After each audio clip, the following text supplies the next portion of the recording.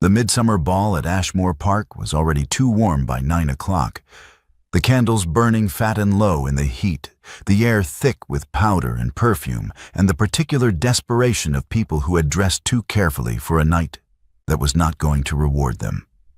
Esther Wycliffe, Countess of Ellingham for 18 months, and still not entirely certain the title belonged to her, was standing 6 feet from her husband with a glass of ratafia she had not yet tasted, watching the country dance from the edge of the floor when the woman appeared. She did not walk in from the door. She was simply there, the way a bad thought is simply there, rising out of the crowd between one measure and the next. Dark-haired, composed, beautiful in the particular way of a woman who has practiced composure until it resembles grace. She moved directly to Gabriel. She placed one gloved hand on his arm with the familiarity of long habit. And then, in a voice pitched to carry across the nearest quadrant of the room without appearing to try, she said it.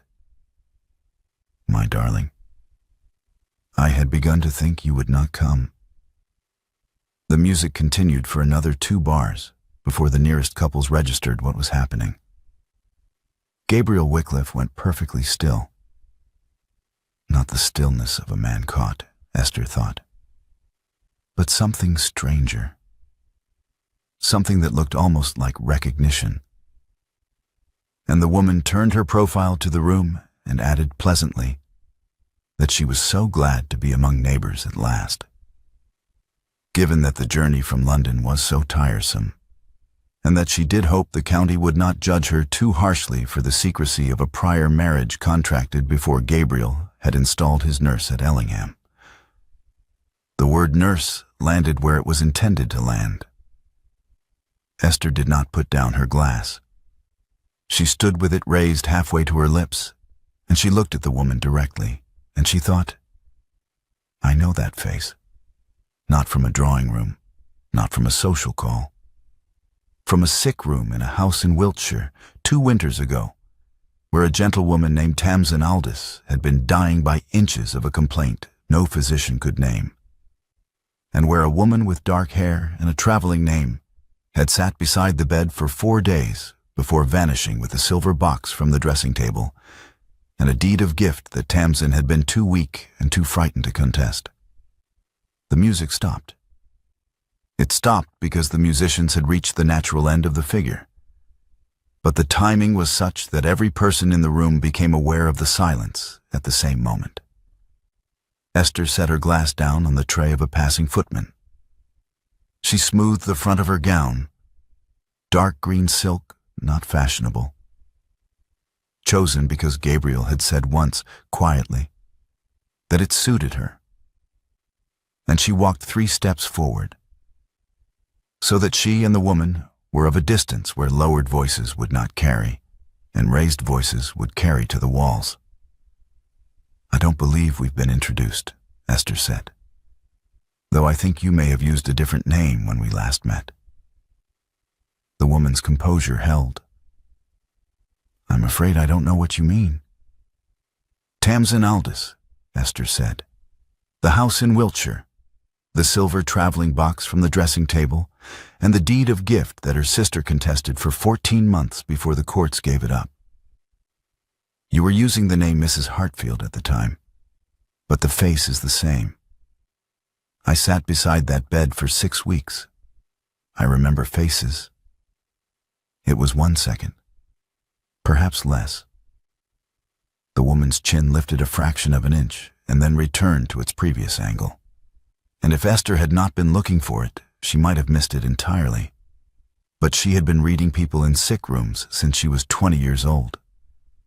Reading the shift behind the eyes, the breath that changed, the hand that moved before the mind decided to move it. And she did not miss it. Gabriel had not moved. He was standing with the woman's hand still resting on his arm, and he was looking at Esther with an expression she had never seen on him before. Something raw and exposed, and underneath that, something that looked very much like shame. Around them, the ballroom had gone the particular quiet of a room full of people who are pretending not to listen, the woman recovered. She smiled at the surrounding company, bright and untroubled, and said that she could not imagine what the Countess was referring to, and that she looked forward very much to clarifying the matter of her prior marriage through the proper channels, and that she was certain no one in this company would prejudge so serious a question. She did not look at Esther again. She looked at Gabriel. And Gabriel, who had not spoken a single word, finally turned his head and looked at Esther across 3 feet of parquet floor. And the look said something she could not yet read. And the dance master struck up the next figure, and the evening closed around them like water over a stone. They did not speak to each other again at the ball. They moved through the remaining 2 hours in the way of people managing a crisis by mutual unspoken agreement. Gabriel with the host and the neighboring landowners, Esther with the wives, who still greeted her, which was fewer than it had been at the start of the evening. She watched the dark-haired woman work the room. She watched the way the woman touched an arm here, lowered her eyes there, laughed at precisely the right moment. She was very good. Esther had seen con artists in sick rooms, people who came for the inheritance, for the jewelry, for whatever a dying person could be persuaded to sign. And the good ones always looked like this, like warmth, like ease, like someone who had nothing to hide, because hiding was beneath them. When the carriage came at 11:30, Gabriel handed Esther in without a word and sat across from her in the dark, and neither of them spoke for the first mile. She could feel him wanting to reach for her hand. She shifted toward the window before he could. He reached for her anyway, his fingers touching the edge of her glove in the dark, and then stopped when she did not turn back. He did not try again. Esther looked at the passing darkness outside the carriage window and held very still, and thought about a woman dying in Wiltshire, and a man who had gone white and motionless at the sight of a face he clearly recognized, and the question she did not yet have the answer to. What, exactly, had he recognized? Gabriel Wycliffe had not slept by the time the house was quiet. He sat in the library at Ellingham until the fire went to gray ash, and then he sat in the dark, and he thought about a face he had not seen in 12 years. He had not frozen because he doubted his marriage. He wanted Esther to know that.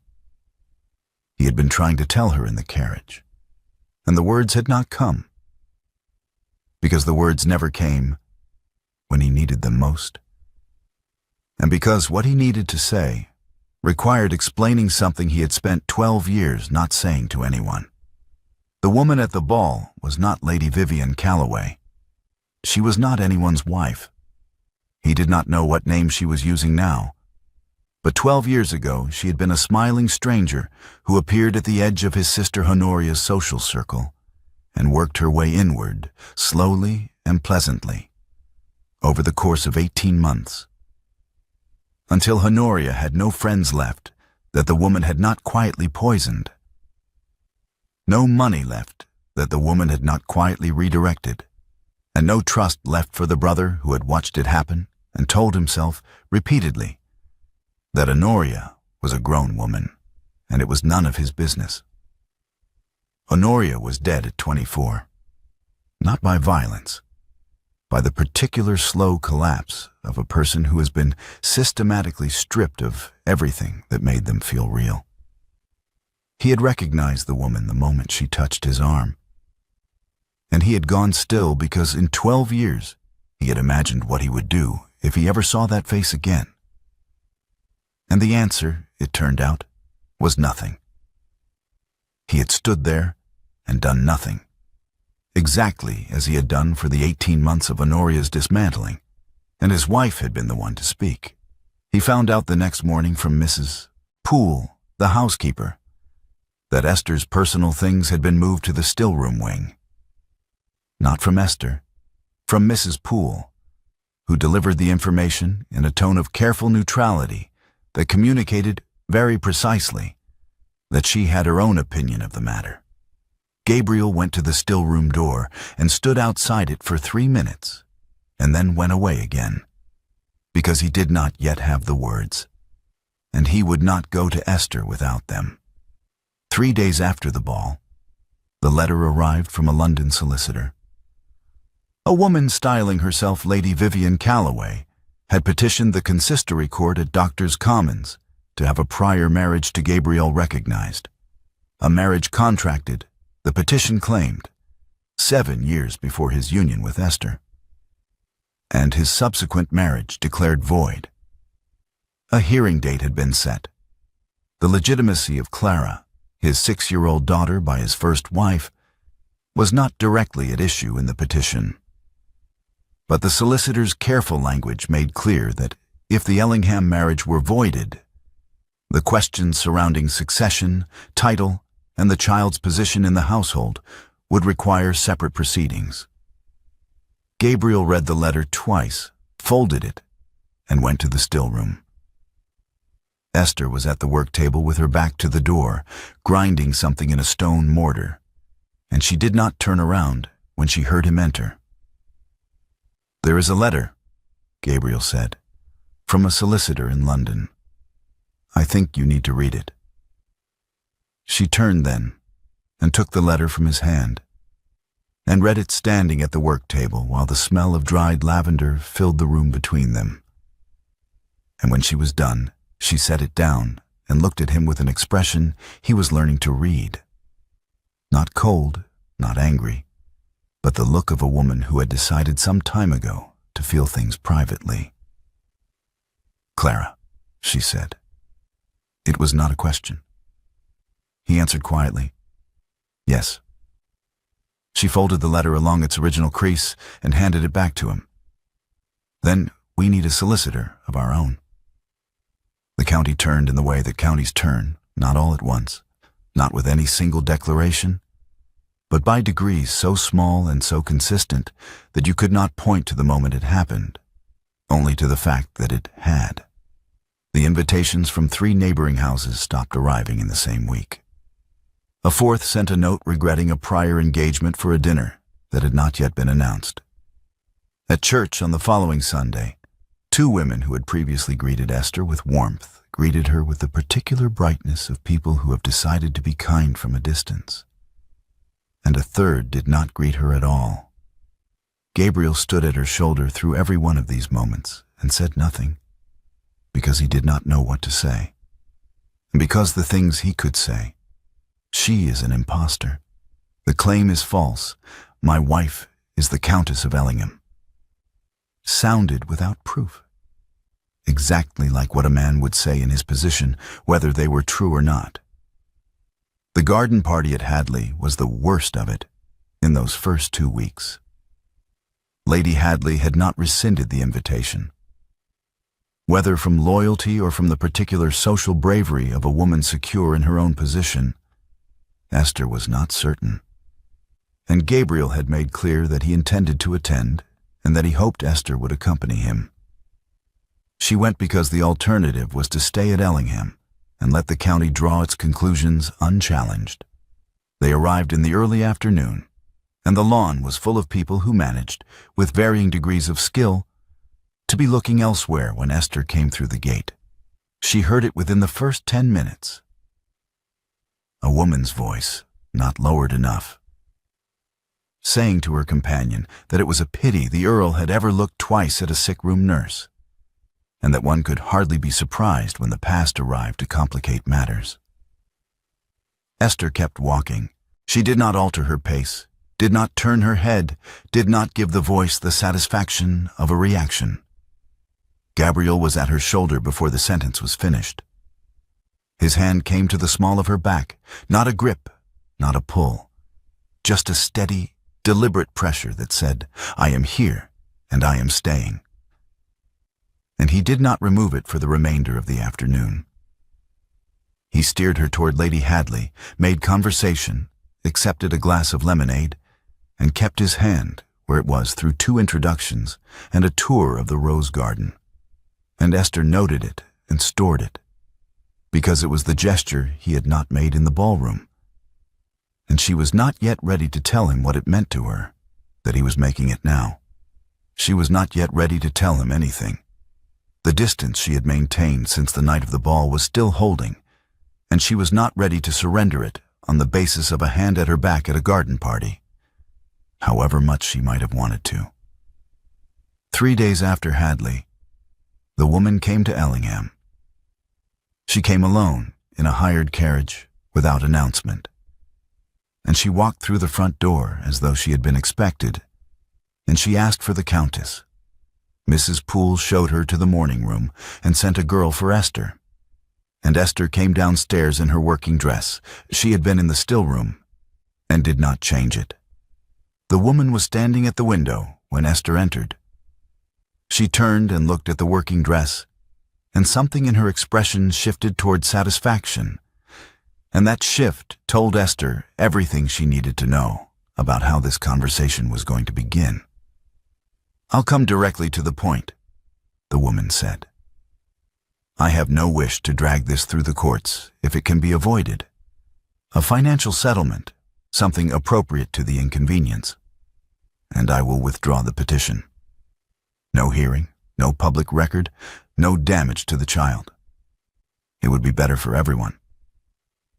"Better for you," Esther said. "Better for you, I should think." The woman moved away from the window. "Your position here is already uncertain. If this goes to the consistory court, your history as a hired nurse will be read into the public record. Every household in England will know exactly what you were before Gabriel Wycliffe made the mistake of marrying you. I am offering you a way out of that." "You're offering yourself a way out," Esther said. "I'm the obstacle, and you've come to buy me off or frighten me off before I become inconvenient. I imagine that's worked before." The woman went very still. "Tamsin Aldous," Esther said. "I nursed her through her final 6 weeks.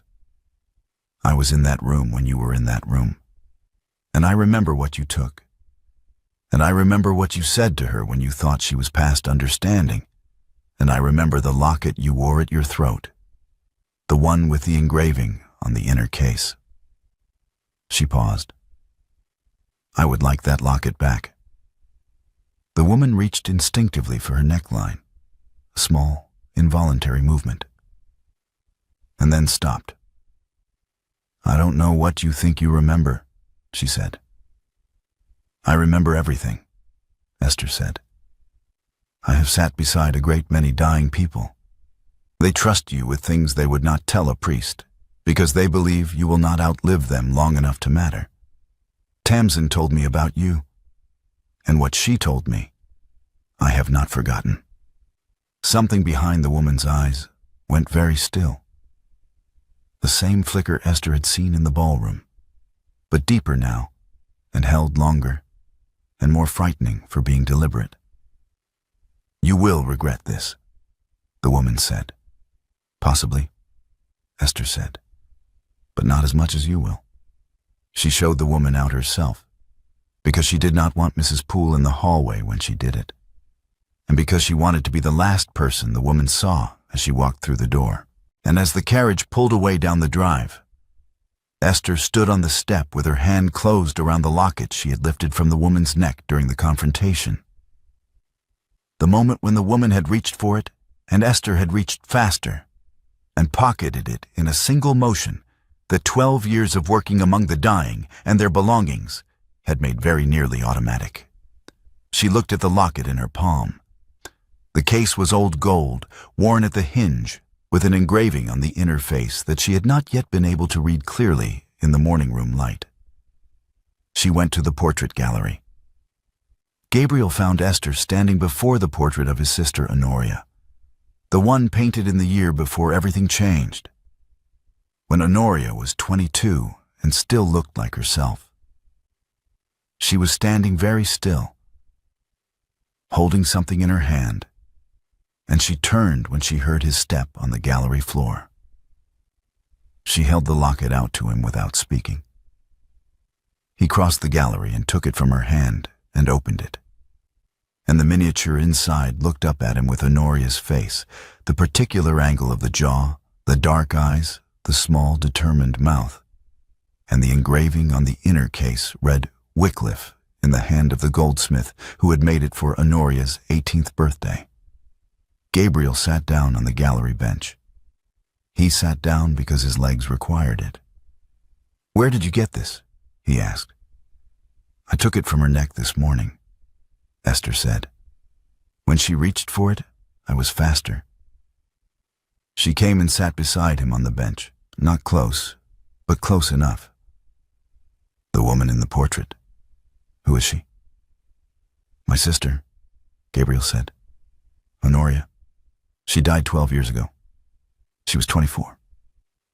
Esther was quiet for a moment. Then she said, "I need you to tell me why you froze in the ballroom. Not the reason you've been preparing to give me. The real one." He looked at the miniature in the case. He had been trying to find the words for 10 days, and they still did not come easily. But he understood now that the cost of not finding them was higher than the cost of the words themselves. "I recognized her," he said, "not as a wife, not as anyone I had married or had any connection to of that kind. I recognized her as the woman who spent 18 months destroying Honoria. And I froze because the last time I saw that face, I was telling myself it was none of my business. And by the time I stopped telling myself that, Honoria was gone." He put the locket down on the bench between them. "I froze because I had failed my sister by standing still. And I was standing still again, and I knew it, and I still could not move. And you spoke before I did." Esther looked at the locket. "She was at Tamsin Aldous' deathbed," she said. "2 winters ago, in Wiltshire. She used a different name, Mrs. Hartfield. But it was the same woman. Tamsin told me about her in the last days, when she was past caring what she said. She told me about a previous name, a previous household she had worked her way into, a previous estate left considerably poorer." She paused. She boasted about it, to a dying woman who had nothing left to lose. Gabriel looked at his wife. "She was boasting about Honoria," he said. "I think so," Esther said. "I didn't know Honoria's name at the time.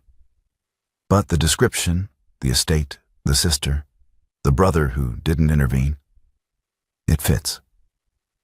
They sat with that for a moment, the 2 pieces of knowledge settling into each other like the halves of a broken thing found separately and brought back together. His 12 years of guilt and her 6 weeks of testimony, and between them the shape of a woman who moved from house to house and left wreckage behind her and was very nearly going to get away with it again. Gabriel picked up the locket and turned it over in his hand. "She's going to escalate," Esther said. "I told her I remembered Tamsin Aldous, and she knows I have the locket. She won't withdraw. She'll push harder." "Then we push back," Gabriel said. It was the first time since the ballroom that he had said "we" and meant it as something other than a formality. And Esther heard the difference and said nothing. And they sat together in the portrait gallery with Honoria's face looking down at them from the wall. And the quality of the silence between them had shifted into something neither of them felt the need to name. Clara woke burning that same night. The sound came through the wall at 1:30. Not a cry, but the particular thin whimper of a child who is too miserable even for tears. And Esther was in the corridor before she was fully awake, her feet finding the floor from long habit, her hands already reaching for the candle on the nightstand. She was in Clara's room within 2 minutes, and Gabriel was in the doorway within 4, and neither of them commented on the fact that they had each come from separate wings. The child's fever was high. Not the highest Esther had managed. She had sat beside fevers that would have frightened a physician. But high enough and in a 6-year-old, high enough was always serious. "I need the still room," Esther said to Gabriel. "The blue bottle on the second shelf and the cloth strips in the cedar box. Can you fetch them?"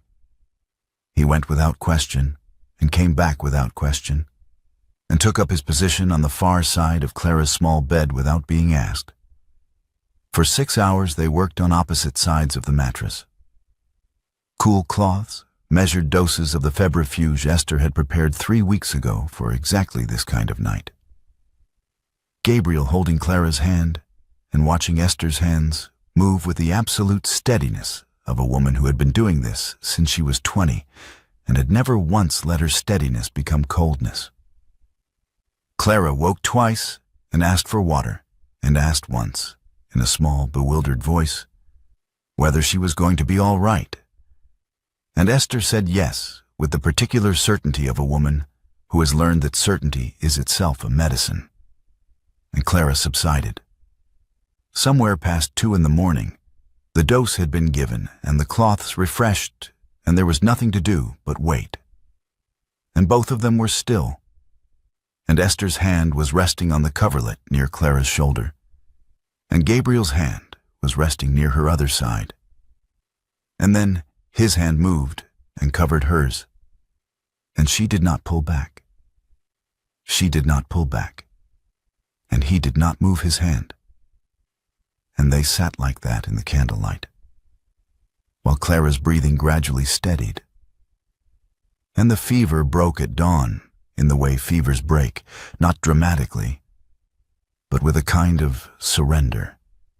The child's skin cooling and her color returning and her sleep deepening from the shallow, restless kind into something that looked, at last, like rest.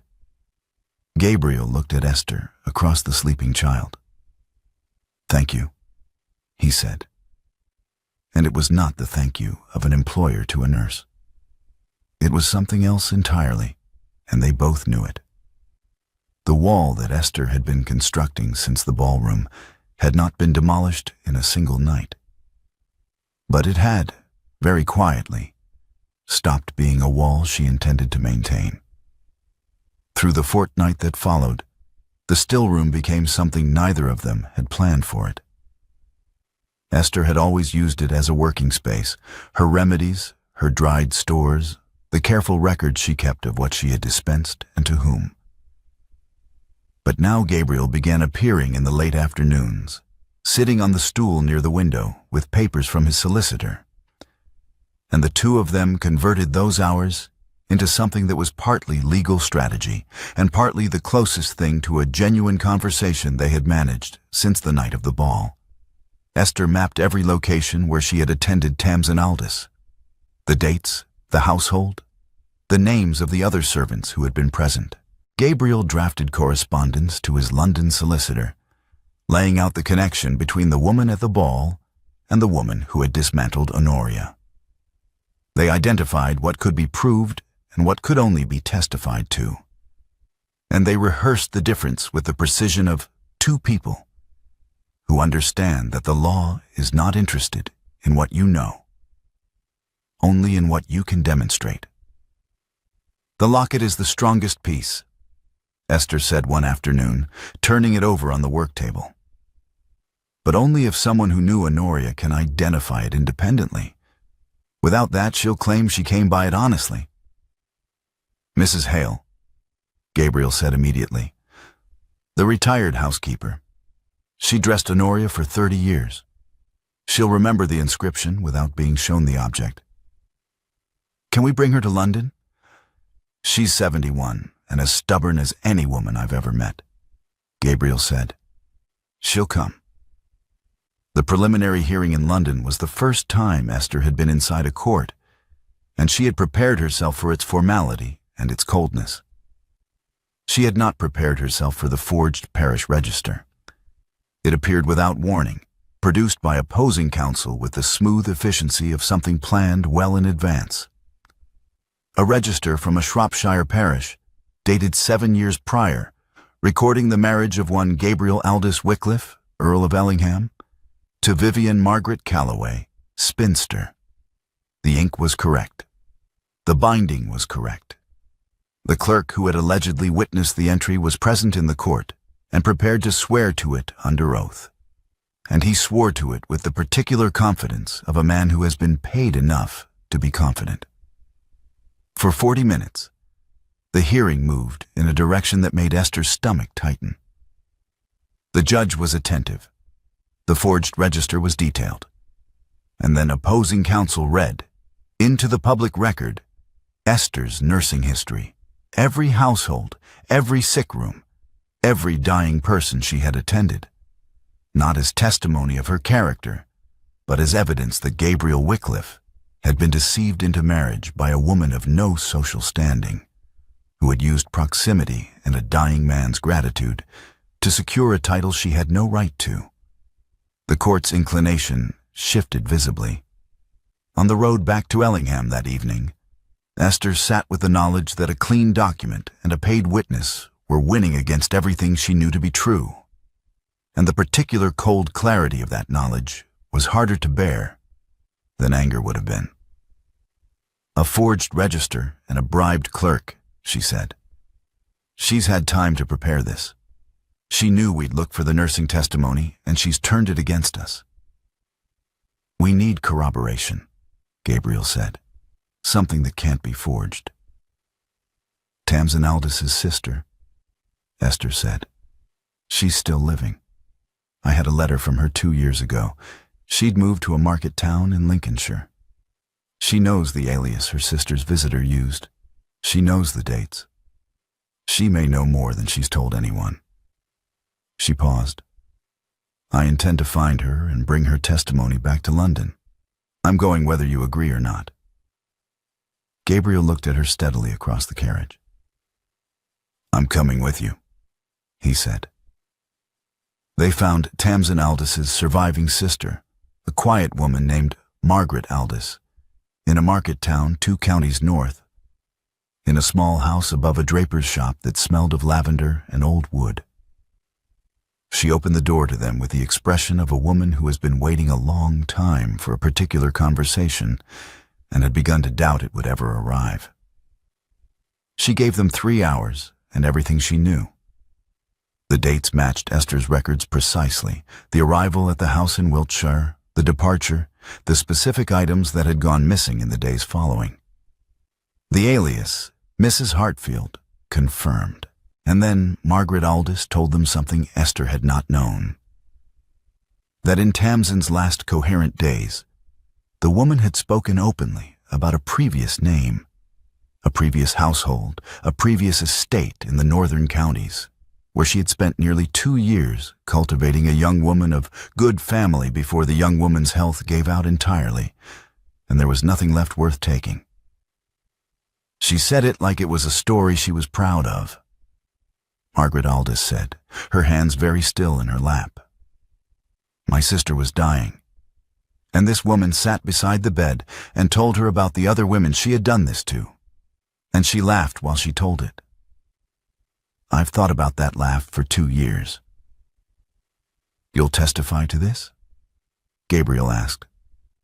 In the consistory court in London? I've been waiting for someone to ask me, Margaret Aldis said. They also stopped at the Ellingham dower house on the way back, where Mrs. Hale, 71, sharp-eyed and exactly as stubborn as Gabriel had promised, listened to their account of the locket without asking to see it, and then recited the inscription from memory. Wycliffe in the engraver's hand, above a miniature of Miss Honoria painted in the year of her 18th birthday. She said she would come to London and say so in front of any judge in England, and that she had been saying Honoria deserved better for 12 years, and that she was glad someone was finally listening. They stayed that night at an inn 2 miles from Ellingham, and arrived home the following evening in the early dusk.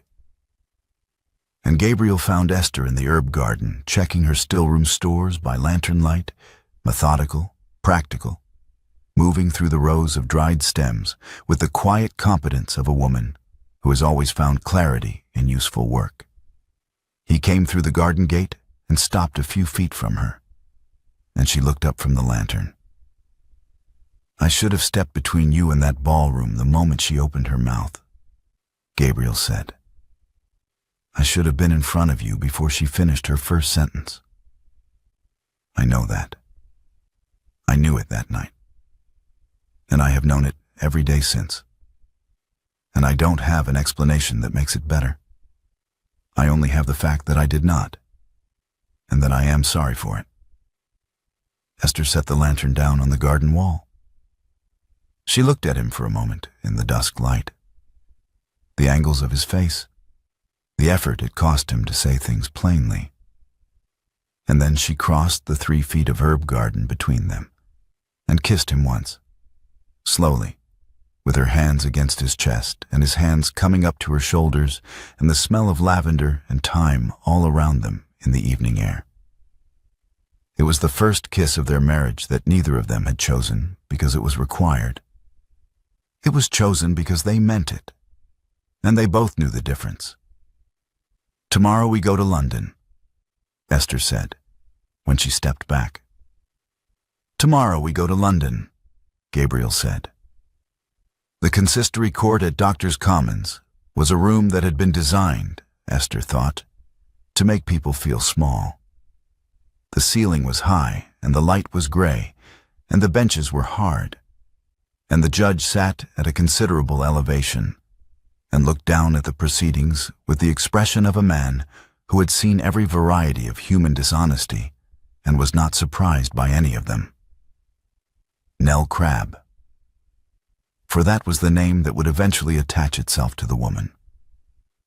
Though she entered the court as Lady Vivian Calloway, sat on the petitioner's side in a gown of deep blue silk, composed and attentive, with her solicitor at her elbow and the forged register on the table before him.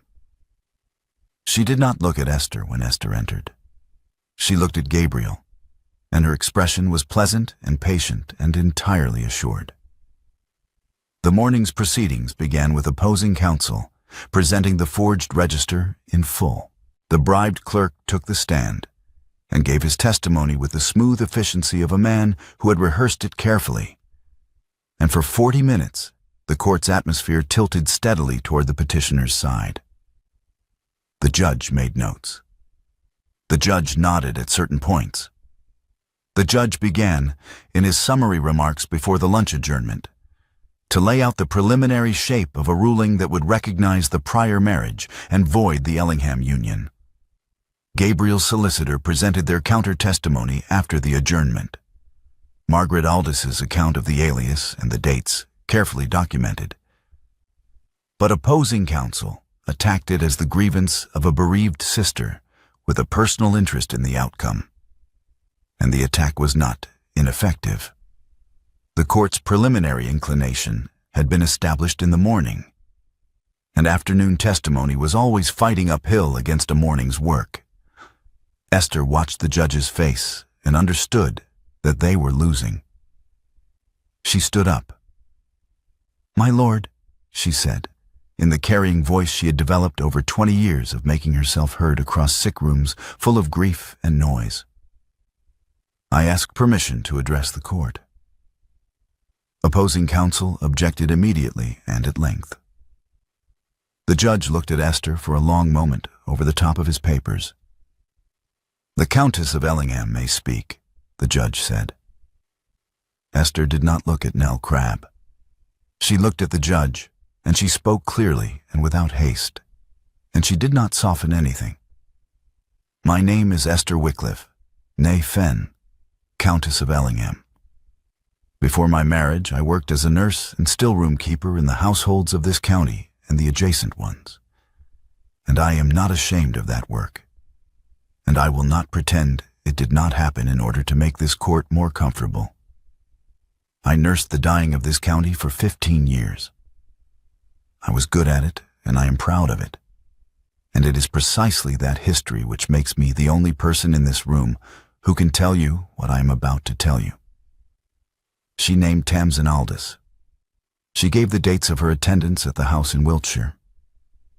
She named the alias, Mrs. Hartfield, and described the woman who had used it, and the items that had gone missing, and the deed of gift that had been contested for 14 months. She named the things Tamsin had told her in those last weeks. The previous household, the previous young woman, the previous estate left poorer. She recited from memory the boast the woman had made to a dying person who had nothing left to lose. Then she turned and looked at Nell Crabb for the first time since entering the court. "The petitioner is wearing a locket at her throat," Esther said. "I ask this court to require her to open it." Opposing counsel was on his feet before the sentence was finished. The objection was lengthy and legal and largely irrelevant, and the judge heard it out and then looked at Nell Crabb. "Open the locket," the judge said. Nell Crabb did not move.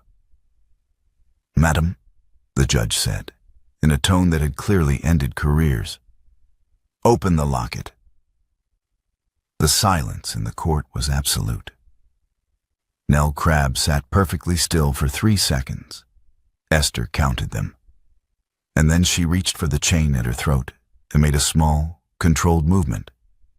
And nothing happened, because the locket was not there. Her hand went flat against her collarbone. She looked down. She looked up. "My lord," Esther said. And she reached into the pocket of her gown and placed the locket on the rail before her. "The locket is here. I took possession of it during a visit the petitioner made to Ellingham 3 weeks ago. I would ask the court to open it." The judge's clerk carried it to the bench. The judge opened it. He examined the miniature. He read the inscription on the inner case aloud. "Wycliffe." "Mrs. Hale," Gabriel's solicitor said. And the retired housekeeper rose from the bench where she had been sitting in silence for the entire preceding 2 hours. She was 71 years old, and she walked to the dock without assistance. And she identified the locket without touching it, the inscription, the engraver's hand, the miniature, the specific occasion of its commission, in the steady, unhurried voice of a woman who had dressed Honoria Wycliffe for 30 years and had not forgotten a single detail of that charge. Nell Crabb gathered her gloves and her reticule.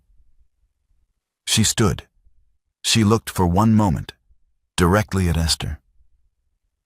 And what was in that look was not defiance and not anger, but something that looked, very briefly, like the recognition of a woman who had finally met someone she could not outlast. Then she walked out of the court, and her solicitor did not follow her. And the clerk who had sworn to the forged register sat very still on his bench and looked at his hands. And the judge removed his glasses and set them down and looked at the locket lying open on his bench and said, in a voice that carried no drama whatsoever, that the petition was dismissed. On the road back to Ellingham, the afternoon light was long and gold across the fields, and Esther sat beside Gabriel in the carriage rather than across from him, and neither of them spoke for a while, and it was a different kind of silence from the one that had accompanied them home from the ball.